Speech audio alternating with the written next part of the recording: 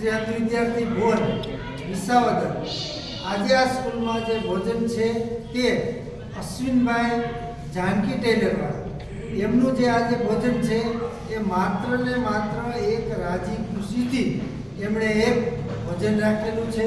આ અંધશાળા બાળકો પ્રત્યે પ્રેમ લાગણી અને ભાવ સભર થઈને એમણે આ ભોજન આપેલું છે.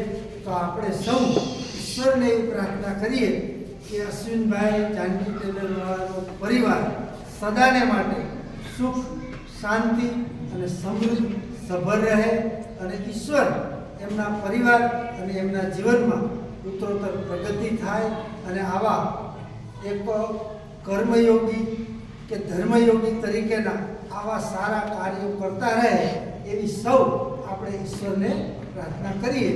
અને આ ભોજન લેતા પહેલાં સૌ પ્રાર્થનાથી શરૂઆત કરશું.